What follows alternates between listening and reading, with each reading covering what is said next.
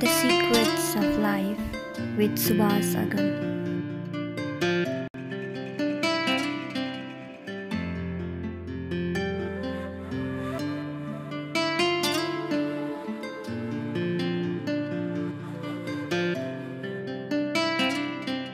यो प्रसङ्गमा भक्तपुरमा बसेर पढ्नु भएको थियो पृथ्वीनारायण शाहले हैन भक्तपुरमा मितको घरमा आएर मित बुवाको घरमा आएर मित बुवाको घरमा कि मितकै घरमा हैन मित बुवाको घरमा आएर बसेर पढ्नु भयो तर दुःखको कुरा भक्तपुरे केही मित्रहरूसँग अन्तर्वार्ताको क्रममा उहाँहरूले चाहिँ बडा दुखी हुँदै यो कुरा भन्नुभएको थियो कि यहाँ बसेर पढ्नुभयो यहाँको चाहिँ झगडाको बारेमा यहाँको बारेमा सबै कुरा थाहा पाउनुभयो तर उहाँले यहाँको पुस्तकालयलाई जलाइदिनु भयो त्यो चाहिँ हामीलाई चाहिँ साह्रै नराम्रो लाग्छ कि त्यो पुस्तकालय यति धेरै ठुलो र यति पुरातन यति राम्रो ऐतिहासिक पुस्तकालय थियो त्यो समयको कि त्यो जल्न पनि महिनौँसम्म लागेको थियो र त्यसबाट चाहिँ धेरै गुबाजुहरू धेरै चाहिँ त्यति बेलाका चाहिँ नेवार पण्डितहरूले अथवा चाहिँ त्यहाँका चाहिँ संस्कृति प्रेमीहरूले लिएर गएर घरमा लुकाएर कति बचाए र त्यही बचेको नै अहिलेको नेपालको चाहिँ भक्तपुरको इतिहास हो यो कुरालाई चाहिँ उहाँले यसरी जलाइदिनु भयो यो चाहिँ ठिक गरेको होइन भन्छन् नि त यो के छ भने यति दुर्भाग्यपूर्ण छ मैले एउटा सरोकार भन्ने टेलिभिजन जस्तो लाग्छ उहाँले इन्टरभ्यू लिँदाखेरिमा अंग्रेजले पैसा दिएर पृथ्वीनारायण शाहले एकीकरण गरे भन्छन् नि तपाईले त्यो प्रमाण फेला पार्नु भयो भनेर सोध्नु भएको थियो यो ठ्याक्कै त्यही क्वेसन हो हजुरले परिकल्पना गर्नुहोस् भक्तपुरमा हजुरले जुन अहिले चाहिँ पृथ्वीनारायण शाहको चरित्र भनिरहँदा एउटा हिरो क्यारेक्टर चाहिँ सृजना भएको हुन्छ फेरि त्यही क्यारेक्टरले चाहिँ त्यसरी भक्तपुरको फेरि त्यत्रा पुस्तक एउटा निहत्ता पुस्तकलाई किन जलाउनु पर्यो होला भन्ने लाग्छ नि त तर त्यो गलत हो त त्यो सबभन्दा ठुलो कुरो यो प्रश्नको उत्तर हजुरले पहिला राम्रोसँग आजभन्दा 300 वर्ष अगाडिको अथवा नभए नि त्यहाँ 1826 मा जित्या हो 1826 मा जित्यो भनेपछि आजभन्दा 275 वर्ष अगाडि जित्या रहेछ नि हैन आजभन्दा 275 वर्ष अगाडि जितेको ठाउँमा महिनौसम्म आगो लाग्ने किताब थियो कि थिएन होला तपाई कल्पना गर्नुस् पहिला त्यहाँबाट कल्पना गर्नुस् अब त्यहाँका नेवारहरूले भन्नुभयो कि मैले सुने मलाई पनि त्यो कुरा गर्नुभएको थियो मलाई मैले एकजना संस्कृतिविदलाई नै त्यही कुरा सोधेँ तपाई कल्पना गर्नुस् 6 महिना आगो लाग्यो भनेर भन्नुभयो उहाँले तपाई कल्पना गर्नुस् 275 वर्ष अगाडि 6 महिना आगो लाग्दा कति किताबमा आलागेको छ पहिला कल्पना गर्नुस् त्यति किताब भक्तपुरमा थियो कि थिएन त्यति बेला लाइब्रेरीको चलन थियो कि थिएन पहिला लाइब्रेरी हुनु पर्यो नि त्यो जल्नलाई हो किन भन्नुस् त तक्षशिलामा नालन्दामा किताब वर्षौं आगो के रे 6 महिना आगो लाग्यो भन्ने चलन छ अब तक्षशिलामा पढ्नलाई सारा भारतवर्षका मान्छेहरू त्यहाँ आउँथे आर्यवर्तका मान्छेहरू आउँथे र त्यो किताब पूर्ण रूपमा जल्नका लागि 6 महिना लाग्यो भने भक्तपुरमा कुनै विश्वविद्यालय थियो थिएन थाहा छैन है हैन 300 विश्वविद्यालय त भर्खर के अरे यो त्रिभुवन विश्वविद्यालय नै खुल्यो मेरा मित्रहरूले भने अनुसार चाहिँ तन्त्रको ठुलो गढ थियो शंकै छैन तन्त्रका किताबहरू थिए त्यसमा शंका छैन सबभन्दा ठुलो कुरा त महिनौं एक हप्ता त आगो कल्पना गर्नुस् न एक हप्ता आगो लागेर कति किताब ध्वस्त हुन्छ भनेदेखि त्यो महिनाको कुरा भयो एउटा कुरा पहिलो कुरा दोस्रो कुरो पृथ्वीनारायण शाहलाई चर्च प्रति विद्वेष भए पनि त्यहाँका चर्चका डाक्टरहरू अरु त कि बहादुर शाहले ललितपुरमा चर्चलाई घण्टी दिएका छन् बेतियामा बस्दा 10,000 कि 20,000 सूर्य विक्रम ग्यावाली अनि त्यसपछि बाबुराम इतिहास शिरोमणि बाबुराम आचार्यले लेख्नु भएको छ पैसा उपहार दिएका छन् दक्षिणा दिएका छन् भनेदेखि पृथ्वीनारायण शाहले हिन्दू उल्लेख के भनेछ यो असली हिन्दुस्तान हो हिन्दूको किताब जलाउँछ तन्त्र भने हिन्दू धर्मको ग्रन्थ हो कि हैन भन्नुस् बिल्कुल उल्लेख के भन्छ यो असली हिन्दुस्तान हो असली हिन्दुस्तानले हाम्रो धर्ममा किताब जलाउनु भनेको पाप हो कि हैन त्यो काम गर्छ अर्को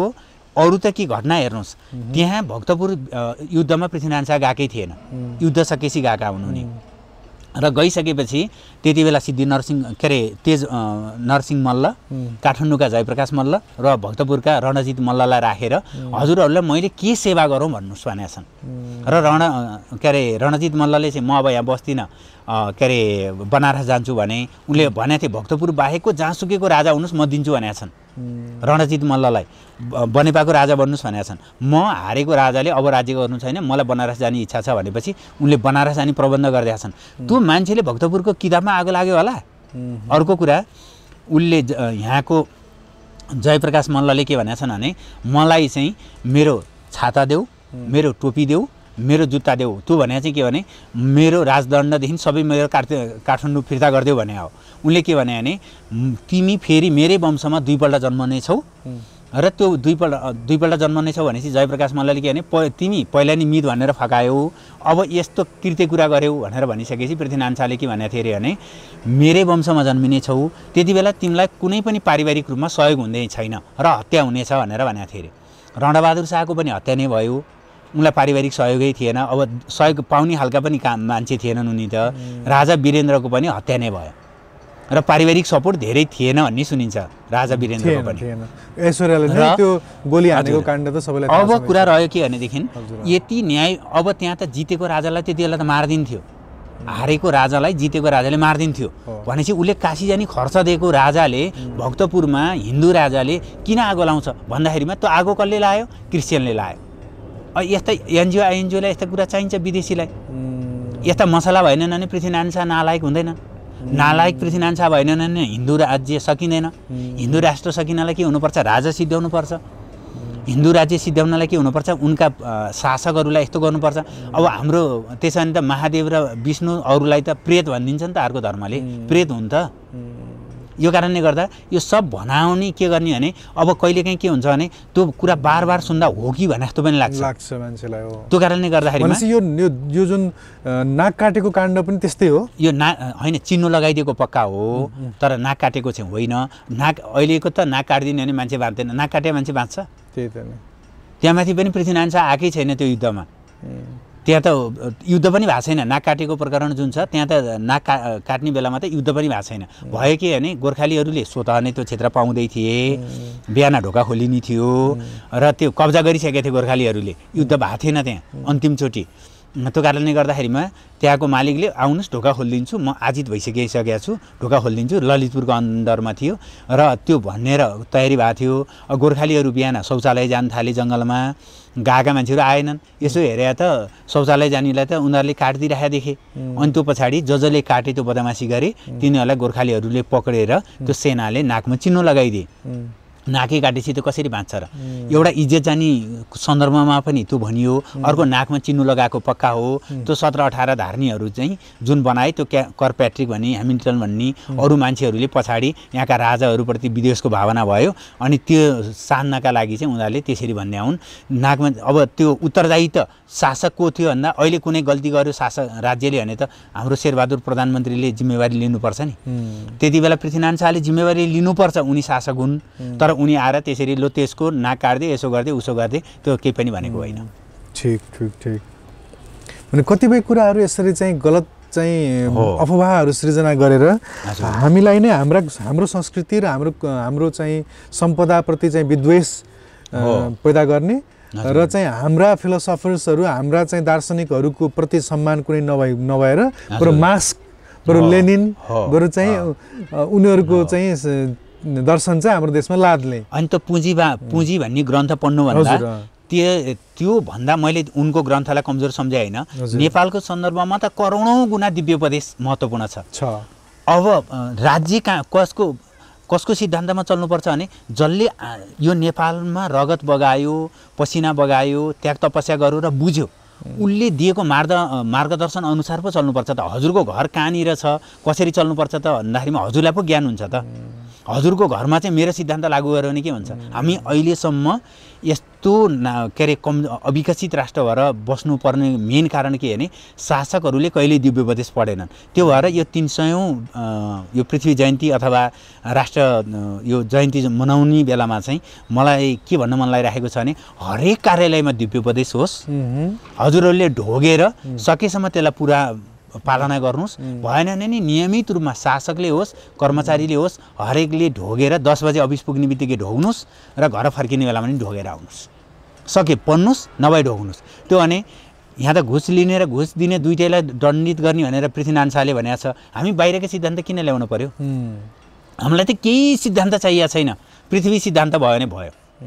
पृथ्वीनारायण शाहको सिद्धान्त लागू गरेर हेरौँ न 10 वर्ष तपाईहरुले गणतन्त्र 15-16 वर्ष लागू गर्नुभयो, संघीयता ल्याउनु भयो, एकपछि अर्को कमजोर हुँदै गएको छ, हामी गरिब हुँदै गएको छौं, हामी बाहिर प्रतिभा जति सब बाहिर छ। यस्तो अवस्थाबाट मुक्ति पाउनका लागि पनि नेपालको रोगको उपचार भनेको त्यो क्याप्सुलको उपचार भनेको दिव्योपदेश हो।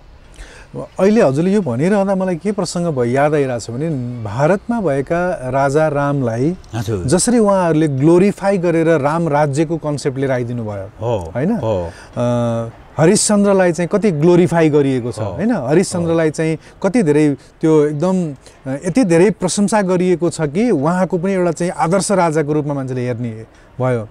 त्यस्तै चाहिँ सौन्दर्य शतकम आदि के अरे त्यो के हरि रे भर्तृहरि अब यिनलाई पनि कत्रो धेरै चाहिँ ग्लोरिफाई गरेको छ नि। एउटा राजादेखि ऊ ऋषि हुने चाहिँ बाटोमा लागेको ऋषि भनेर राजा ऋषि भनेर जनकलाई हामीले त्यस्तै गरेर ग्लोरिफाई गरेका छौँ।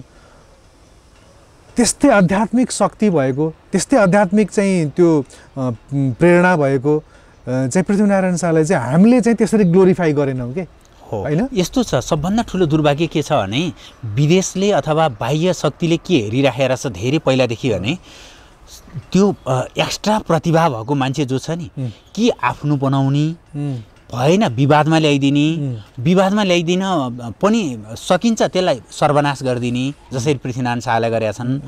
सर्वनाश गर्न सकेन नै विवादमा ल्याइदिने जसरी गौतम बुद्धलाई ल्याइदिएका छन्। गौतम बुद्ध भारतको भनेर प्रचार गर्दै छन् नि त, अरूलाई गरेका छन् र बरु अहिलेका नेताहरूलाई भारतको भन्ने भए नि हुन्थ्यो कि बरु त्यो सन्तोष गर्न हुन्थ्यो।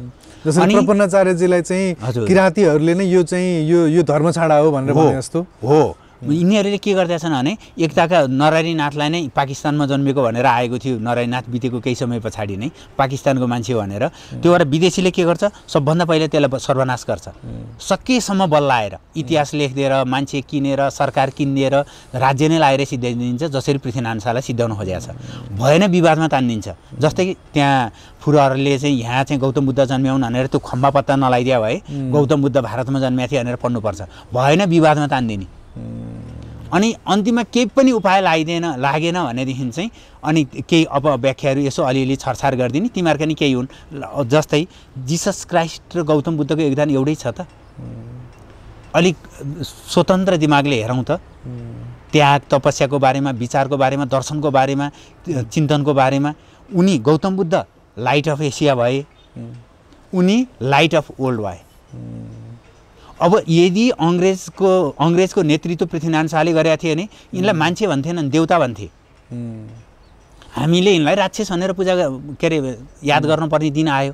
त्यही त म त्यही भन्दैछु कि यिनलाई राजा रामको ठाउँमा ल्याउने थियो कि जसरी राम राज्य भन्ने एउटा आदर्श बनाइदिए त्यसरी पृथ्वी राज्य भन्ने एउटा हुन्थ्यो कि सायद। दिव्योपदेशलाई सब देशले मान्नुपर्छ भनेर हेर भ्रष्टाचार गर्नका लागि यो गर्नुपर्छ, राज्य विकास गर्नका लागि यो सिद्धान्त छ, अनि त्यस पछाडि कला भाषालाई यसरी संरक्षण गर्नुपर्छ, अनि त्यसपछि सैनिकहरूलाई सधैँ मोटा राख्नुपर्छ भने के अरे प्रजा मोटा भए राज्य बलियो हुन्छ। अब अहिले त राज्य किन बलियो छैन भने प्रजा नै दुब्ला छन्, बिचरा खिरौटे छन्, हिँड्न नसक्ने छन्। त्यो भएर नेपालको हालत यस्तो भइदियो। यो त हर क्षेत्रमा दिव्योपदेश भने त मलाई के लाग्छ भने कालजयी ग्रन्थ हो जसरी गीता छ। ठिक, दिव्योपदेशलाई यसरी बुझिसकेपछि अलिकति तान्त्रिक पक्षबाट पनि तपाईँको यहाँ धेरै आर्टिकलहरू मैले कम्पाइल गरेको छु भन्नुभएको छ हजुरले। तान्त्रिक दृष्टिकोणबाट अलिकति पृथ्वीनारायण शाहको बारेमा बोलिदिनुहोस् त।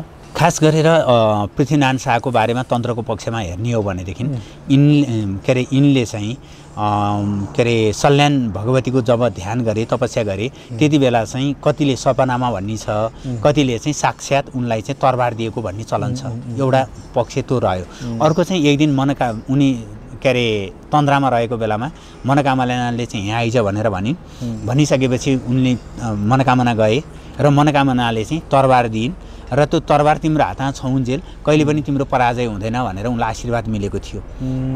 अर्को उनलाई जति बेला पनि उनलाई आवश्यक पर्थ्यो, हार्छु कि भन्ने जस्तो डर जब हुन्थ्यो, उनी खुर्र दौडेर नुवाकोट भैरवी पुग्थे। यो कारणले गर्दाखेरिमा पनि उनीमा त्यो तागत थियो। अर्को उनका अघि पछि लाग्ने धेरै जस्ता विद्वानहरू के थिए भने तान्त्रिक थिए, ज्योतिष थिए। जस्तै मकवानपुरबाट ससुरालीबाट अपमान खपेर आउनु पर्दा जब उनी चन्द्रगिरीमा आइपुगे, अहिले जहाँ भालेश्वर छ त्यहाँबाट काठमाडौँ हेर्दाखेरिमा कुलानन्द ढकाल लगायतले ल तपाईँ चाहिँ यसको के अरे राजा हुनुहुन्छ भनेर भनिदिए। उनले जुवामा ताउ लागेका थिए, हुनुहुन्छ भनेर भनिदिए। यिनको साथमा पनि तान्त्रिकहरू हुनु यिनी योगी साधु सन्तहरूलाई अत्याधिक बढी प्रयोग गर्नु, विश्वास गर्नु र उनीहरूले भनेको काम गर्नु र यिनलाई जब जब आपत पर्छ यिनी देवी देवताहरूको दर्शन गर्दै हिँड्नु, यो सबै कुराहरूले के छ भनेदेखि यिनी तान्त्रिक थिए र यिनीमा तान्त्रिक बल थिएन भनेदेखि शस्त्रको बलले मात्रै यो नेपाल चाहिँ यसरी एकीकरण हुँदैन। कल्पना गर्नुहोस्, त्यति बेला बिचरा 2 छाक खान पनि धौधौ पर्ने स्थानको राजा थियो पृथ्वीनारायण शाह। काठमाडौँमा त्यो वैभव थियो। त्यो मात्रै होइन, एसियामा पहिलोपल्ट अङ्ग्रेजले हारेको थियो भने एउटा सानो फिस्टे राजा पृथ्वीनारायण शाहबाट हारेको थियो। त्यो पनि 2400 सैनिक लिएर आएको, 1800 त अन द स्पोट मारिदिए। कल्पना गर्नुहोस्। भनेदेखि यो बिना तन्त्रको बलले, शास्त्रको बलले मात्रै अथवा हात हतियारको बलले मात्रै एकीकरण गरिएको थिएन। यो कारणले गर्दाखेरिमा यिनीमा चाहिँ अरू त के, यिनले हरेकपल्ट भगवन्तनाथलाई चाहिँ कहिले बाघ भैरवको पूजा गर्न दौडाछन्, कहिले वज्रयोनिको पूजा गर्न लगाएका छन्। जब यहाँ युद्ध जित्छ त्यो पछाडि हरेक कोर्टमा तिमीहरू यदि बलिदेऊ भनेर उनले चिठी पठाएका छन्। यो सब काम र उनले लगाएका कपडा, उनले प्रयोग गरेका दरबारहरू सबै तन्त्र छन्। 7 तले होस् या 9 तले होस्, यो तन्त्रसँग सम्बन्धित छ। दरबारका चुडालहरू हेर्नुहोस्, यो तन्त्र छ। उनले प्रयोग गरेको त्यो सिंहासन अथवा त्यो खाटहरू अहिले जुन गोर्खा दरबारमा पाइन्छ अथवा यहाँ पाइन्छ, त्यसलाई एकपल्ट राम्रोसँग हेर्नुहोस्, त्यो तन्त्र छ। त्यो के छ बताउनुहोस् त त्यसमा। अब कतिपय तन्त्रका पाटाहरू चाहिँ यस्तो भइदिन्छ कि गुरु दीक्षा लिएर जुन लिएको छ त्यो चाहिँ लिक आउट गर्नका लागि अलिकति जे होस्, त्यहाँ के छ भने तपाईँले त्यहाँ बुझिन्छ के लिने, त्यहाँ भएका चुडालहरू हेर्नुहोस्, त्यहाँ भएका ढोकाहरूको प्रकृति हेर्नुहोस् र ढोकामा राखिएका त्यहाँका चित्रहरू हेर्नुहोस्। उनी जहाँ जुन उनसँग खोपीमा सुतेका छन् त्यहाँ त्यो खाटको संरचना हेर्नुहोस्। त्यहाँबाट उनले कस्तो तन्त्र प्रयोग गर्थे भन्ने कुरा अलग थाहा हुन्छ। त्यो कारणले गर्दाखेरिमा चाहिँ उनले प्रयोग गरेका सम्पूर्ण कुराहरू चाहिँ तान्त्रिक थिए भन्ने कुरा चाहिँ यसरी नै प्रमाणित हुन्छ। लुगाको कुरा पनि गर्दै हुनुहुन्थ्यो हजुर। हो, त्यो बेलामा त एउटा दौरा सुरुवाल जुन हुन्छ त्यो तन्त्र नै प्रयोग, अधिकांश तन्त्र नै थियो। र त्यहाँ चाहिँ गोर्खा दरबारमा त्यहाँ उमाकान्त खनाल समथिङ के खनाल एकजनाले लेख्नु भएको छ। उहाँले लेखेकोमा चाहिँ त्यहाँ एउटा तान्त्रिकले चाहिँ त्यो रुमाल प्रयोग गर्छ। त्यो रुमाल प्रयोग गर्नेले चाहिँ के गरिन्छ भनेदेखि त्यो कहाँ पुग्ने इच्छा छ त्यो चाहिँ छिटोभन्दा छिटो पुर्याइदिन्छ। अब पृथ्वीनारायण शाहको कुरा गर्ने हो भनेदेखि उनले हरेक युद्धमा हरेक ठाउँमा आफै उपस्थिति भएको छ। र त्यहाँ त्यो मैले साभार गरिदिएको छु, त्यो साभार गरेको आर्टिकल हो। त्यो गोर्खा दरबारमा थियो र कहाँ कसरी के छ त्यो अवस्था त बुझ्न सकिँदैन भनेर उहाँले लेख्नु भएको छ। अर्को कुरा चाहिँ हालको गोर्खा दरबारभन्दा अलिकति तल एउटा कुवा थियो अरे, त्यो कुवाको पानी खायो कि कुटौँ मारौँ मात्रै लाग्ने। र पृथ्वीनारायण शाहले यो काठमाडौँ उपत्यकामा आएर जब शासन गर्न थाल्नुभयो त्यो पनि तन्त्र विधिबाट स्थापित गरेको पानी थियो अरे, त्यो चाहिँ पूर्ण लगाइदिनु भयो। पछि जगत रोक्का भन्ने काठमाडौँ गोर्खाको जिल्ला पञ्चायत सभापति हुनुहुन्थ्यो त्यति बेला, उहाँले पनि उत्खनन गर्न पर्यो भनेर वीरेन्द्र सरकारसँग भन्दा जगत त्यो चाहिँ अहिले उत्खनन नगर, उहाँ सभापति हुँदा वीरेन्द्र सरकारसँग अहिले जगत रोका केही वर्ष अगाडि बित्नुभयो, उहाँले भन्नुभएको त्यो नखान, फेरि त्यहाँबाट त्यस्तै प्रकृतिको पानी आएर खान थाल्यो भने अर्को रूप लिन्छ, बेकारमा त्यो नगर भनेर भनिदिनु भयो अरे। त्यो कारणले गर्दाखेरिमा मलाई के लाग्छ भने यिनले धेरै आयाममा, एउटा त गोरखनाथको भूमिमा जन्मेको कारणले गर्दा गोरख तन्त्र भनेकै एउटा ऊर्जाशील तन्त्र हो। यो कारणले गर्दाखेरिमा चाहिँ उनी गोरखनाथबाट प्रभावित हुनु, गोरखनाथ परम्परा अन्तर्गतकै भगवन्तनाथसँग उनको साँठगाँठ हुनु, उनीसँग अनेक खालका साधु सन्तहरूको सम्पर्क हुनु र उनका कामहरू हेर्दाखेरिमा चाहिँ यो सामान्य मान्छेले गर्न नसकेको कारणले गर्दा यसमा तन्त्र परम्पराको चाहिँ र उनले बनाएका दरबारहरू मैले देख्ने मौका पाएँ। त्यो अहिले भूकम्पले लडाउनुभन्दा पहिले त्यो दरबार हेर्दाखेरिमा पनि पुरा तन्त्र विधिबाट बनाएको कारणले गर्दाखेरिमा यिनी तन्त्रबाट चाहिँ अत्याधिक धेरै प्रभावित थिए भन्ने कुरा चाहिँ बुझिन्छ। ठिक, गोरखनाथको प्रसङ्ग लिएर आउनुभयो हजुरले। गोरखनाथको प्रसङ्ग बिना पृथ्वीनारायण शाहको कथा लौलो पुरा हुँदैन, किनभने जहिले पनि हरेक व्यक्तिले, हरेक नेपालीले गोरखनाथले दिएको त्यो जुठो दहीको प्रसङ्ग सुनेकै छ। तथापि गोरखनाथले नै पृथ्वीनारायण शाहलाई दर्शन दिनु र गोर्खामा गोरखनाथको बास हुनु र हाम्रा शाहवंशीय राजाहरूको कुल गुरुकै रूपमा गोरखनाथ स्थापित हुनु, नाथ योगीहरू यसरी स्थापित हुनु, यो खास किन यस्तो मलाई के लाग्छ भने गोरखनाथ चाहिँ राजा नरेन्द्रदेवको पालामा काठमाडौँ आउनुभएको थियो। त्यति बेला चाहिँ काठमाडौँमा कुण्डलाको जोगी देखिन्थेन। उहाँले कुण्डल अथवा दर्शनी भन्छ, त्यो लागेको जोगीलाई भिक्षाटन राम्रोसँग यहाँको सम्मान हुन सकेन। न्यु खोचस्त भनेर गोरखनाथले पनि गोरखनाथमा बसेर नागहरूलाई आसन कसेर बसिदिनु भयो। 12 वर्षसम्म पानी परेन। अब गोरखनाथलाई उठाउन कसैले सक्ने अवस्थै रहेन। कसरी उठ्छन् त भन्दा मच्छेन्द्रनाथलाई ल्याएपछि उठ्छन्, गुरु आएपछि त उठ्नु पर्यो चेलोले। ल्याएपछि उनी उठे, गुरुको दर्शन गरे, त्यो पछि उनी रिसाएर पश्चिम नेपालतिर लागे, भनेको गोर्खातिर लागे। सायद गोरखनाथलाई पनि के लाग्यो होला भने न्यु खोचौ तिमीलाई पख कुनै दिन चाहिँ म यो गर्छु भनेर पृथ्वीनारायण शाहलाई त्यो प्रेरणा भयो होला।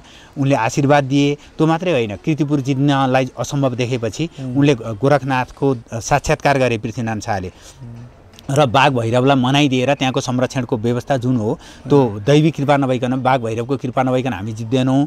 बाघ भैरवले कसले भने टेर्छन् त भन्दाखेरि मच्छेन्द्रनाथले त्यो व्यवस्था मिलाइदिनु पर्यो भनेपछि गोरखनाथले त्यो व्यवस्था मिलाइदिए र बाघ भैरवको अनुकम्पा भएको कारणले गर्दा बिना युद्ध तेस्रोपल्ट जिते भन्ने अर्को चलन छ।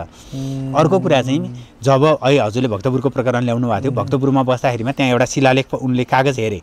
त्यहाँ चाहिँ के थियो भने हरिसिंह देवका 27 पुस्तापछि भक्तपुरको राजा सिद्धिन्छन्, तिम्रा वंश सिद्धिन्छन् र पश्चिम नेपालबाट आएको क्षेत्रीले शासन गर्नेछ भन्ने त्यो पत्र पढ्न पाएको थियो पृथ्वीनारायण शाहले। त्यो पछि 27औं वंशको भार छन् भने रणजित मल्ल। त्यो पछि पृथ्वीनारायण शाहलाई म चाहिँ काठमाडौँ जित्न सक्छु भन्ने हौसला भक्तपुरमा हुँदैमा उनलाई त्यो प्राप्त भएको थियो र त्यसरी जिते भन्ने चलन छ। जे होस्, अहिले पनि कुनै पनि देशमा असल बनेका शासकहरू हाम्रो नेपालमा हेर्ने हो भने असल शासकहरूले साधु सन्तको आशीर्वाद लिएकै छन्। कोही शासक क्षणिक पपुलर हुन्छ तर सिद्धिन्छ। जसले देवी देवताको पूजा गर्दैन, नेपालका देवी देवताको पूजा गर्दैन र नेपाली साधु सन्तको सम्मान गर्दैन। अहिले पछिल्ला कालका शासकहरू 2-4 वर्ष हाई छन्, पृथ्वीनारायण शाह ठुलै भयो क्यारे भने जस्ता छन्। पछि तिनीहरू बिस्तारै खस्कँदै गएर कठै यो त शासक हो र शोषक हो, यसलाई त राष्ट्र बर्बाद बनायो भनेका छन्। किन भनेका छन् भन्दाखेरिमा यिनीहरूले साधु सन्त मानेनन्, यिनीहरूले नेपालका देवता पुजेनन् र यिनीहरूले नेपालको भाव बुझेनन्। यो कारणले गर्दा यिनीहरू पत्ता साफमा गए। अहिले पनि हामीले गोरखनाथलाई पूजा नगर्ने, पशुपतिनाथलाई पूजा नगर्ने, यहाँका स्थानीय देवी देवतालाई तिमीहरूले पूजा गरेनौ भने शासक हो, तिमीहरू गाडी चढौला, तिमीहरू 2-4 वर्ष तिम्रा कार्यकर्ता प्रशस्त होलान्। त्यो पछाडि तिमीहरू अन्ततगत्वा फेरि राजा रणबहादुर शाहकै हालतमा पुग्छौ। त्यो कारणले गर्दा गोरखनाथको आशीर्वाद लिग, पृथ्वीनारायण शाहको आशीर्वाद लिग, यहाँको माटोलाई पूज, यहाँको माटोलाई बुझ, धर्म संस्कृतिलाई पूज र यहाँका देवी देवतालाई पुजेनौ, साधु सन्तको साथ लिएनौ भने तिमीहरूको महल ठुलो होला, कार्यकर्ता ठुला होला, जीवनै राम्रो लेखाउला, तर इतिहासले तिमीलाई रणबहादुर शाहभन्दा माथि सम्झँदैन र लिँदैन र त्योभन्दा राम्रो हैसियत पनि तिमीहरूको हुँदैन भन्ने जस्तो लाग्छ मलाई। गोरखनाथको पीठमा शाहवंशीय राजाका सन्तानहरू जानु हुँदैन भन्ने पनि एउटा अफवाह रहेछ। त्यो होइन, नारायण मन्दिर चाहिँ हो काठमाडौँको, नारायण थानमा चाहिँ हो। गोरखनाथमा जानु हुँदैन भने त्यस्तो तथ्यगत जाने ऊ चाहिँ छैन। तर त्यो बजारमा न्युजमा आएको थियो र पारस सरकार जब चाहिँ अहिलेको जुन पशुपतिनाथमा भएको गोरक्षपीठमा चाहिँ गइसकेपछि, विशेष गरेर बेग्रनाथजी उहाँको मित्र त्यहाँ भएको कारणले गर्दा उहाँ जानु भइसकेपछि त्यो नियम तोडियो भन्ने कुरा पनि आएको थियो बाहिर। र त्यो नियम तोडिसकेपछि पारस सरकारले चाहिँ यसरी नियम तोडिदिनु भयो र गोरखनाथको मन्दिरमा नजानु भन्ने खालको नियम चाहिँ कुनै यो अफवाह रहेछ भन्ने कुरा तोडियो भन्ने कुरा चाहिँ आएको थियो। होइन, त्यो त कुनै हालतमा किन होइन भने राजा वीरेन्द्र कयौँचोटि गोरखनाथको दर्शन गर्न गोर्खै जानुभएको छ, हेलिकप्टर नै लिएर। 1-2 पटक होइन, कयौँचोटि जानुभएको छ। म त गोर्खाको मान्छे, न्युजको लागि न्युज बनाइएको न्युज रहेछ। मैले त यो होला भनेर 100मा 0.001% पनि विश्वास गर्दिनँ। त्यो कारणले गर्दा नारायण थान चाहिँ मैले पनि सुनेको हो। गुरु दिपेन्द्र चाहिँ त्यहाँ नजिकै बुढा नीलकण्ठ पढे, त्यसले चाहिँ अलिकति असर गर्यो भन्ने कुरा चाहिँ सुनेको हो। तर गोरखनाथमा जान हुँदैन भने किन वीरेन्द्र सरकार जाने? किन? अरू त कुरै छोडिदिउँ न। प्रसङ्ग उठाइहाल्नुभयो हजुरले कि नारायण थानको मन्दिरमा सुतेका जुन विष्णु भगवान हुनुहुन्छ त्यति राम्रो मूर्ति छ, किन होला भगवानको दर्शन गर्न नपाउने शाहवंशीहरू? यस्तो छ, उनलाई पनि विष्णुको अवतार मानिन्छ र उहाँ पनि साक्षात् विष्णु नै हो। त्यो कारणले गर्दाखेरिमा दुईटा विष्णु हो कि भनेर त्यो अर्थमा हुनसक्छ। त्यो चाहिँ मलाई लागेको है। त्यो भएर राजैले दर्शन गर्न हुँदैन भने चाहिँ राजा त हामी विष्णुको रूपमा लिन्छौँ, पालकका रूपमा लिन्छौँ। दुईटा भयो नि, एउटै घरमा दुईटा मूर्ति राख्न हुँदैन नि। त्यो भएर त्यहाँ दुईटा विष्णुले, जस्तै राजाहरूलाई के थिएन भने दरबारभित्र जाँदा के अरे मन्दिरहरूभित्र जाँदाखेरिमा जुत्ता खोल्नु पर्थेन, बाउ मरेको ऊ लाग्थेन, अछुत लाग्थेन। त्यो के अरे एक प्रकारले भन्ने भनेदेखि हामी जुन बार्छौँ त्यो बार्नु पर्थेन। त्यो कारणले गर्दाखेरिमा त्यो हुनसक्छ। अर्को चाहिँ के अरे विष्णु भगवान्ले नै, बुढा नीलकण्ठले नै कुनै राजालाई दर्शन दिएर तिम्रा उत्तराधिकारी अब आइन्दा यहाँ नआउनु भनेर भनेको कारणले गर्दाखेरिमा जान हुँदैन अनि किम्वदन्ती चाहिँ छ। जान नहुने चाहिँ त्यसरी भने किम्वदन्ती बनाइएको छ। तर मलाई के लागेको भने उनी पनि नारायण हुन्, यिनी पनि नारायण हुन्, यो कारणले गर्दा हुनसक्छ भन्ने मलाई लागेको हो। यो पनि प्रसङ्ग उठाइहाल्नुभयो, बताइदिनुहोस् न किन यो अब हो राजा भनेको एउटा देशको चाहिँ एउटा आइडियल हो होइन। हामीले चाहिँ उहाँले देशलाई शासन गरेको अथवा चाहिँ पृथ्वीनारायण शाहले नै यो देशलाई एकीकरण गरेको हुनाले उहाँप्रति सम्मान एउटा खालको दृष्टिकोणलेबाट आउँछ। उहाँ यो देशको राजा हो, राजा भएको हुनाले सम्मान आउँछ। तर विष्णुकै अवतारको रूपमा चाहिँ कसरी यो चाहिँ यो कहाँबाट सुरु भयो? यस्तो छ, खास गरेर विष्णुले सबैलाई पाल्ने हो, कसैको दुःख हेर्न नसक्ने हो, सबैलाई उत्तिकै श्रद्धेय रूपमा लिने हो। विष्णुको त कुनै छोराछोरी छैन नि, छैन, उत्तिकै श्रद्धेय रूपमा लिने हो सबैलाई। र पालनकर्ता हो, पालनकर्ताको दृष्टिमा सबै समान हुन्छ। यो कारणले गर्दा राजाले कुनै यो जातको हो, यो भातको हो, यो भूगोलको हो, यो क्षेत्रको हो भनेर त्यसलाई कतै पनि केही पनि नलिकन समान रूपले विष्णु भगवानले जसरी माया गर्नुभएको छ, जसरी सबैको पालनकर्ता हुनुभएको छ, त्यसरी नै राजाले त्यो भूमिका खेल्नुपर्छ भन्ने नर्म्समा चाहिँ विष्णुको अवतार लिएको हो। त्यही भएर राजाको शिरमा कुञ्चिनु हुँदैन नि कहिले नि, राजाले ढोग्न हुँदैन नि आफ्नै बाउलाई पनि। यो कारणले गर्दाखेरिमा चाहिँ हो। अच्छा, त्यसो भए एउटा अर्को पनि भनाइ केही पण्डित, केही विद्वानहरू, गुरुहरूकोबाट, मुखारविन्दबाट मैले सुनेको छु कि वास्तवमा हाम्रो देश नेपाल र हामी सम्पूर्ण नेपालीहरू ज्ञात रूपमा अज्ञात रूपमा हामी सबै वैष्णवहरू हौँ र हामी चाहिँ विष्णुकै भक्तहरू हौँ र हामी चाहिँ वास्तवमा सबै वैष्णव नै थियौँ। तर कालान्तरमा त्यो विकास, समयको विकाससँगै समयको क्रम सँगसँगै हामी पोल्युटेड हुँदै आयौँ। हामीमा चाहिँ त्यो चाहिँ आफ्ना इच्छा र चाहनाहरूले गर्दाखेरि हामीले मार्गहरू परिवर्तन गर्दै आयौँ। हामी वास्तवमा चाहिँ वैष्णव नै हौँ भनेको सुन्छु। यो केलाई कसरी हेर्नु? खास गरेर यो भूमि, नेपाल भूमि, हामी स्वभाव त वैष्णव भने चाहिँ के भनेदेखि सहिष्णु भएर बस्ने, अरूको हत्या हिंसा नगर्ने अथवा सबैलाई मित्रवत सर्वे भवन्तु सुखिनः सर्वे सन्तु निरामयको सिद्धान्तबाट अगाडि बढ्नेलाई वैष्णव भनिन्छ। यो भूमिको दृष्टिले हेर्ने हो भने शैव भूमि हो, किनकि साक्षात् शिवको निवास यहाँ छ। अर्को यो तन्त्र भूमि हो, अनि अर्को यो शाक्त भूमि हो, किनकि कालिन्चोको कुरा गरौँ अथवा धौलागिरीको कुरा गरौँ अथवा कञ्चनजङ्घाको कुरा गरौँ, यो सबै भूमि भनेको यहाँ दुईटा परम्परादेखि यो भूमि भनेको शैव र शाक्तको भूमि हो। स्वभावगत रूपमा हेर्ने हो भने हामी वैष्णव हौँ, तर धार्मिक दृष्टिले हेर्ने हो भने यहाँका प्राचीन सम्पदा खोज्ने हो भने त वैष्णव मूर्तिभन्दा त धेरै जस्तो शैव मूर्तिहरू बढी छन्। शैव शक्तिको पनि, शक्तिको हरेक कोटकोटमा देवीको मूर्ति छ, हरेक के अरे कोटकोटमा भैरवको मूर्ति छ। त्यो पनि फेरि पछि सुरु भएको हो भन्ने मान्यता पनि होला नि। यस्तो छ, जस्तै पशुपतिको उत्पत्ति भन्दा पहिला नारायणनाथको उत्पत्ति त भयो होइन यहाँ, होइन? यो चाहिँ के हुन्छ भने कहिलेकाहीँ साम्प्रदायिक द्वन्द्व ल्याउँछ यस्ता कुराहरूले। तर हामीले के गर्नुपर्छ भने यो भनेको आर्यावर्त हो। आर्यावर्त भइसकेपछि त्यहाँ शैव पनि छ, शाक्त पनि छ, वैष्णव पनि छ। किनकि आर्य भनेको यज्ञ, बिल्कुल यज्ञ भनेको चाहिँ के भने शैवले के भन्छ भने पशुपतिनाथभन्दा पहिला त यहाँ त केही पनि उत्पत्ति भएको थिएन, होइन भन्नुहोस् त। हरेक कोटकोटमा कालिन्चोक होस् अथवा के अरे हरेक कोटकोटमा के छ, देवीको स्थापना छ।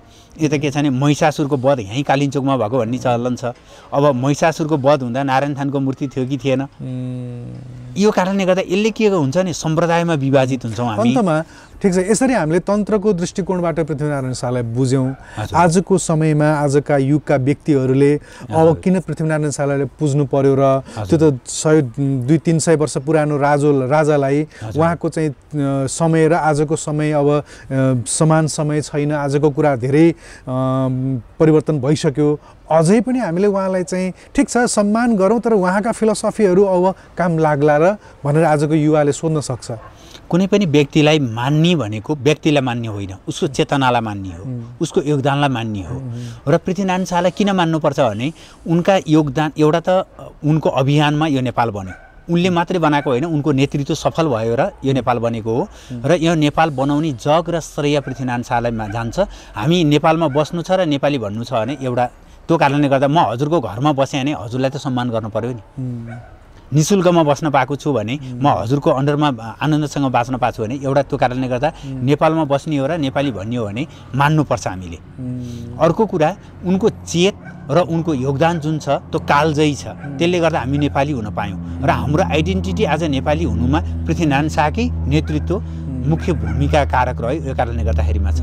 अर्को उनको दिव्योपदेश भनेको यस्तो उपदेश हो त्यो युवालाई पनि काम लाग्छ, त्यो प्रशासनलाई पनि काम लाग्छ, त्यो आर्मीलाई पनि काम लाग्छ, त्यो साहित्यलाई पनि काम लाग्छ, त्यो चाहिँ अहिलेका शासक वर्गलाई पनि काम लाग्छ, हाम्रा युवा पिँढीलाई पनि काम लाग्छ, सामाजिक अभियन्तालाई पनि काम लाग्छ, धार्मिक गुरुलाई पनि काम लाग्छ। यो कारणले गर्दा पृथ्वीनारायण शाहको त्यो सबै कुराको फ्युजन दिव्योपदेशमा भएको कारणले गर्दा पृथ्वीनारायण शाहलाई मान्न जरुरी छ। भारतबाट भारत एकीकरण गरे होइन, अङ्ग्रेजलाई हट्यो र महात्मा गान्धीको त्यत्रो योगदान, महात्मा गान्धीको गुणगान मान्छेले गाउँछ, यहाँ त अङ्ग्रेजलाई हट्या हो र भनेपछि आफ्नो देशमा वितण्डा मचाउने मान्छेलाई लहर्दा त उनीहरूले महात्मा गान्धीलाई त्यति मान्छन् भने हाम्रो बहनी भूमि नै निर्माण गरिदिने राजालाई नमानेर अनि हामी कसलाई मान्ने? यो कारणले गर्दाखेरिमा राजा भनेर मान्ने होइन। राजा भन्ने बित्तिकै अहिले ज्ञानेन्द्रलाई सम्झन्छन् सबैले, ज्ञानेन्द्र सरकारको पिता भनेर मान्ने होइन, पुर्खा भनेर मान्ने होइन, यिनी नेपाल यिनले बनाएका हुन् भनेर मान्ने हो। त्यो त हाम्रो राजालाई मान्ने प्रसङ्गमा चाहिँ दुईटा कुराले नेपाली जनताको मन अलिकति बिच्किएको देखिन्छ कि वीरेन्द्र सरकारको छवि धेरै सकारात्मक भयो, अझ उहाँको मृत्यु पश्चात अझै बढी सकारात्मक भएर आयो। ज्ञानेन्द्र सरकारको जसरी वीरेन्द्रको अवसान सँगसँगै चाहिँ जुन आगमन भयो त्यो आगमनलाई उहाँले हत्यारा भनेर आदि इत्यादि विभिन्न चाहिँ यो पनि फेरि बाहिरी प्रायोजनबाट भनाइयो, तर तथापि त्यो कुरा चाहिँ एउटा जनताको मनमा बसेको कारणले गर्दाखेरि पनि अलिकति नेगेटिभिटी ज्ञानेन्द्रप्रति आइदियो भने युवराज पारसलाई चाहिँ जुन दृष्टिकोणबाट अहिलेको युवाले त फेरि मन पराइरहेको देखिन्छ। तथापि एउटा सम्यक व्यक्तिले यो गाँजा खाने, यो चाहिँ चरस खाने, यो चाहिँ रक्सी आदि इत्यादि खाने, यो अलिकति बिग्रिएको चाहिँ युवा हो, बिग्रिएको युवराज हो। यस्तो युवराजलाई अब हामीले कसरी राजा मान्ने? त्यसले गर्दा राज संस्था त राम्रो देखिँदैन अहिलेको पुस्ता त भन्ने दृष्टिकोणबाट पनि राज संस्था ठिक छैन भन्ने ख्यालले चाहिँ हेरेको पाइन्छ कि? मलाई चाहिँ के लाग्छ भने 2-4 वर्ष अगाडिसम्म चाहिँ यी नेताहरूले खुबै गर्लान् भनेर आश पनि थियो र यिनीहरू भनेका हाम्रा भाग्य विधाता हुन् भनेर लागेको थियो। र हाम्रो परम्परा के छ भने बाँचुन्जेल सहयोग नगर्ने, मरिसकेपछि स्तुतिगान गाउने। हेरिरहनु होला राजा ज्ञानेन्द्रको देहावसान पछाडि, अब त्यो चाँडै नहोस्, उहाँको आयु पूर्ण होस् त्यो कामना गरौँ। त्यो पछाडि यिनीहरूले नै के भन्छन् भने कि नेपालको इतिहासमा गौतम बुद्ध जन्मिए, त्यो पछाडिको अर्को आदर्शको पात्र भनेको ज्ञानेन्द्र हो। किनभने यिनीहरू 1 वर्ष सत्ता छोड्न पर्यो भने आफ्नै पार्टी फुटाइदिएछन्। ज्ञानेन्द्र सरकार त यत्रो समय राज संस्थाबाट चुत भएर यिनीहरू 12-27 गाली गर्छन्। हिजो त यिनीहरू त सरकार मलाई बनाइदिनु पर्यो भनेर गएको मान्छे हुन् नि। जानी मान्छेले गाली गरेको, हजुरले पालेको हलीले हजुरलाई घरबाट निकालिदियो र हजुरलाई गाली गरेको छ, हजुर चुपचाप हाँसेर बस्नु भएको छ।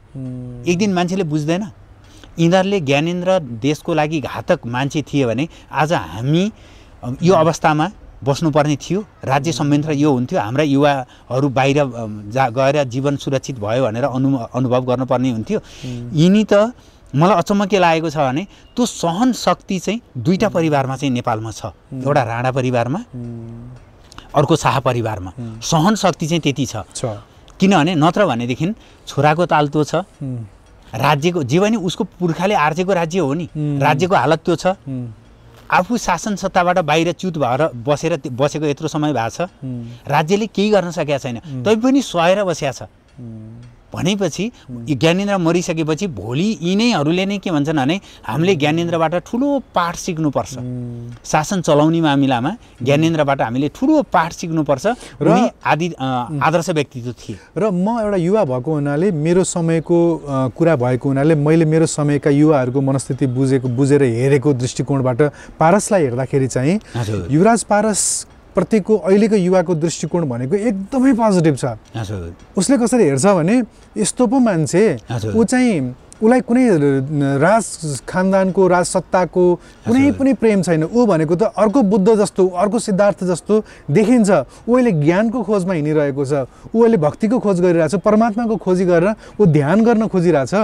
राज खानदानको महत्तालाई सटक्कै त्यागेर मीराले जस्तो आफ्नो इमेजलाई सबलाई दाउमा राखेर ऊ चाहिँ भक्तिको खोजीमा, परमात्माको खोजीमा हिँडिरहेको सिद्धार्थ जस्तो हो भनेर अहिलेको युवाले हेरिरहेछ क्या उहाँलाई।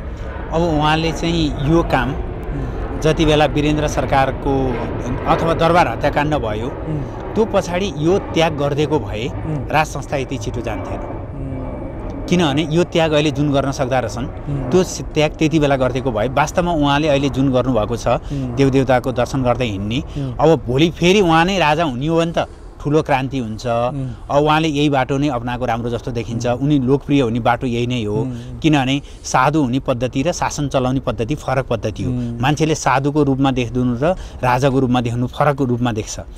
त्यो कारणले गर्दाखेरिमा तर के भनेदेखि गल्ती यहाँबाट पनि नभएको होइन, राज संस्थाबाट पनि नभएको होइन। तर अहिले कुरा के बुझिन्छ भने अहिलेका नेताभन्दा त राज संस्था त कति महत्त्वपूर्ण रहेछ। कमसेकम राज्यलाई त माया गरेको थियो। रुबेल चौधरीले पारस शाहलाई कुट्न खोज्दा चाहिँ म पनि रोएको थिएँ कि किनभनेदेखि कुनै पनि अहिलेका कुनै पनि पूर्व प्रधानमन्त्रीका छोराछोरीले विदेशीले कुट्ने होइन। हजुरले गरेर कुट्नुहोस्, मलाई कुनै भन्नु छैन। तर अमेरिकन एकजना नागरिकले कुट्यो भने जुनसुकै पूर्व प्रधानमन्त्रीको छोराछोरीलाई कुट्यो भने मेरो रगत उम्लन्छ, किनकि त्यो मेरो देशको नागरिक हो।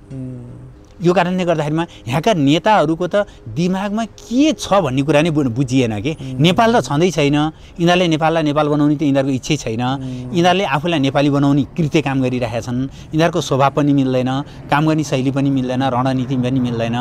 अब दुर्भाग्य अब त्यो दिन देख्न नपरोस्। यिनीहरूले दिव्योपदेश पढेर दिव्योपदेश जस्तो त्यो पवित्र पञ्चगव्य खाएर पञ्चामृत छरेर श्रवण गरेर अथवा त्यो यिनीहरू शुद्धिकरण होस् र नेपालले अब पृथ्वीनारायण शाहले सोचेको जस्तो नेपाल बन्न सकोस्। गोरखनाथले पृथ्वीनारायण शाहलाई अगाडि बढाएर जुन नेपाल बनाउन खोजेका थिए त्यो खालको नेपालको अनुभूति हामी सबै नेपालीले गर्न पाऊँ। ठिक छ। अन्तमा हजुर चाहिँ ज्योतिष पनि हुनुहुन्छ। हजुरले ज्योतिषीय दृष्टिकोणबाट पनि समग्र पृथ्वीनारायण शाहको, महेन्द्रको, अहिलेका चाहिँ युवराज मतलब भूतपूर्व युवराज पारसका सुपुत्र हृदयेन्द्रको पनि हजुरले कुण्डलीहरू हेर्नुभएको छ र नेपालको समग्र कुण्डली पनि हेर्नुभएको छ। नेपालको समग्र भविष्य कस्तो देखिन्छ? हजुर, हाम्रो त नेताहरू यस्तो भइदियो कि ग्रहलाई नै फेल्खाउने भइदिइसके।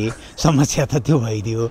मलाई के लाग्छ भने मलाई लागेको कुरा चाहिँ युवराज हृदयेन्द्र जो हुनुहुन्छ उहाँको पालामा जन्मिएका व्यक्तिहरूले जब शासन सत्ता सम्हाल्न थाल्छन्, पार्टी सम्हाल्न थाल्छन् अथवा उनीहरू जिल्ला सम्हाल्न थाल्छन्, प्रहरीमा नेतृत्व लिन थाल्छन्, प्रशासनमा नेतृत्व लिन थाल्छन् अथवा राजनीतिमा नेतृत्व लिन थाल्छन्, यी सबैले जब नेतृत्व लिने दिन आउँछ त्यो पछि नेपालले नेपाल जस्तो भएर अगाडि बढ्छ। त्योभन्दा पहिला यो बहादुर आउँछ, अर्को बहादुर जान्छ, एउटा गङ्गाराम आउँछ, फेरि जमुना राम आउँछ, फेरि अर्को राम आउँछ।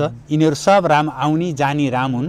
यिनीहरूले नेपाललाई केही पनि गर्दैन, गीत गाउँछन्, एउटाले अर्कालाई गाली गर्छन्। र मलाई के लाग्छ भने पृथ्वीनारायण शाहको कुण्डली भनेको एकीकरणका लागि, नेतृत्वको लागि राम्रो थियो। राजा महेन्द्रको भनेको मिलाउनका लागि अथवा योजना बनाउनका लागि, प्रशासकीय दृष्टिले उहाँको धेरै राम्रो थियो। हृदयेन्द्रको के छ भने नेतृत्व प्लस कुलदीपक योग पनि छ। आफ्नो वंश परम्परामा उहाँ सर्वोत्कृष्ट हुने भनेर भनेको छ। वंश परम्परामा सर्वोत्कृष्ट भने कि राजा खानदानमा सर्वोत्कृष्ट होला, राजा बनेर आउलान्, होला राष्ट्रपति बनेर आउलान्, होला कुनै तरिकाले उनी आउलान्। तर त्यो बेलामा उनी मात्रै होइन, त्यो बेलामा जन्मेका हरेक युवा युवतीले जब हरेक क्षेत्रको नेतृत्व, शिक्षा क्षेत्रको नेतृत्व होला, धार्मिक क्षेत्रको नेतृत्व होला, आफ्नो क्षेत्रको नेतृत्व सम्हाल्छन्, त्यति बेला नेपालले गुरु राष्ट्रको रूपमा संसारमा चिनिन्छ। र हाम्रा युवा युवतीहरू खाडी मुलुकमा बेचिनु पर्दैन र युरोपमा बिक्री हुनु पर्दैन। त्यो दिन चाहिँ त्यति बेला मात्रै आउँछ। त्योभन्दा पहिला चाहिँ हामी यो आयो मन्त्री भयो सुधार गर्यो भन्यो, त्यो हामी सबै अपेक्षा नै अपेक्षामा र आशमा बाँच्छौँ। ठुलो उपलब्धि होला जस्तो मलाई लाग्दैन। हस्, हजुरको यो सुमधुर समयको लागि म आभारी छु। हजुरका यत्र ज्ञानका खातका ज्ञानहरू हामीलाई दिनुभयो म एकदम आभारी छु गुरु हजुरको यो ज्ञानको लागि र यो पुस्तक लेखेर नेपाली जनलाई, नेपाली मनलाई, नेपाली साहित्यलाई, नेपाली इतिहासलाई हजुरले जुन त्यो एउटा योगदान पुर्याउनु भएको छ त्यसको लागि साधुवाद। हजुरको समयको लागि आभारी छु गुरु। अन्तमा केही भन्न चाहनुहुन्छ? होइन, धेरै धेरै धन्यवाद। जे होस्, हजुरले बेला बेला सम्झनुहुन्छ इतिहास। अब मान्छेलाई यो के छ भने इतिहास, धर्म, संस्कृति होइन, रूढी बुढी काम नलाग्ने चिज भनेर जो भनेर फालेका छन्, त्यो फालेको मध्येबाट मौरीले त्यो विभिन्न ठाउँमा बसेर मह काटेको जस्तै गरेर जसरी मह निकाल्नु भएको छ र हामी पुराना ज्ञान, ध्यान, विज्ञानमा फर्कन जरुरी छ। यो समय अनुकूल छ, यसलाई फाल्नुपर्ने होइन, यसलाई राख्नु पर्दो रहेछ भनेर जुन अहिले अभियान बोकेर हिँड्नु भएको छ, यो अभियानले एउटा मूर्त रूप पाओस्, यसको लागि मेरो पनि शुभकामना छ। तपाईँ जस्तो युवा, अरू जस्ता युवा भए कि युरोपतिर उडिसक्थ्यो, कि खाडी मुलुकतिर पसिसक्थ्यो, अथवा भएन भने कुनै राजनीतिक झन्डा बोकेर एउटा नियुक्ति पाइसक्थ्यो, त्यो सबैलाई त्यागेर जुन काम गर्नुभएको छ, हाम्रा नेपालका सम्पूर्ण देवी देवताले तपाईँले गरेका कामहरूलाई एउटा मूर्त रूप दिनका लागि आशीर्वाद दियोस्, त्यो मेरो कामना। र हामी पृथ्वी जयन्ती मनाइराखेका छौँ। पृथ्वी जयन्ती मनाउनका लागि एक दिन पुस 27 गते जमघट हुने, लहर माल्यार्पण गर्ने, पृथ्वीनारायण शाह यस्ता थिए उस्ता थिए भनेर बयान गर्ने, स्तुति गान गाउने मात्रै होइन, त्यो स्तुति गानले केही पनि गर्दैन। उनका दिव्योपदेशले के भनेको छ, उनको जीवनले के भनेको छ, उनको दर्शनले के भनेको छ, विचारले के भनेको छ, योगदानले के भनेको छ, त्यसलाई हामी सबै नेताले, कार्यकर्ताले, प्रशासकले, जनताले, सबैले, धार्मिक क्षेत्रका व्यक्तित्वहरूले, समग्र नेपालीले लागू गरेर पृथ्वीनारायण शाहले परिकल्पना गरेका अथवा पृथ्वीनारायण शाह सँगसँगै पछि लागेका हाम्रा पुर्खाहरूले जुन काम गरेका छन् त्यसलाई मूर्त रूप दिन सकौँ र 300औं जन्मजयन्ती जुन छ यो भव्यका रूपमा, सभ्यका रूपमा राष्ट्रले, जनताले, सम्पूर्ण तहले हामीले राम्रोसँग मनाऊँ र पृथ्वीनारायण शाहलाई नबुझिकन बाह्य किताब पढेर हावादारीको रूपमा गाली गर्नुभन्दा पनि एकपल्ट पढेर गाली नै गर्नु छ भने गाली गरौँ हामी सबैले, तर पढेर र बुझेर गरौँ भन्दै यो जुन मौका दिनुभयो जयन्तीको अवसरमा पूर्व सन्ध्यामा केही बोल्ने, यसको लागि हजुरको टिम, हजुरको मिडिया सबैलाई धेरै धेरै शुभकामना। पृथ्वी जयन्तीको मङ्गलमय शुभकामना। हस्, नमस्कार। धन्यवाद, धेरै धेरै धन्यवाद गुरु। स्वधर्म टेलिभिजनको प्रस्तुति द सिक्रेट्स अफ लाइफ, जीवनको रहस्य कार्यक्रममा यतिन्जेल हामीले गुरु हरिप्रसाद सोडारी गुरुलाई चाहिँ जान्यौँ, बुझ्यौँ, चिन्यौँ र उहाँका अमृत बाणीहरू सुन्यौँ। र आज हामीले राष्ट्र निर्माता, उहाँ त वास्तवमा गुरुकै छविमा एउटा चाहिँ जीवन जिउनु भएको रहेछ, गुरु नै भन्न मन लागिरहेछ मलाई। पृथ्वीनारायण शाहको जन्म जयन्तीमा चाहिँ उहाँलाई चिन्ने, जान्ने र बुझ्ने अवसर पायौँ। हजुरको यो समयको लागि आभारी छु र क्यामेरामा साथ दिने बबीलाई पनि धेरै धेरै धन्यवाद दिँदै कार्यक्रमबाट बिदा हुन्छौँ। नमस्कार। The Secrets of Life with Subhas Agam.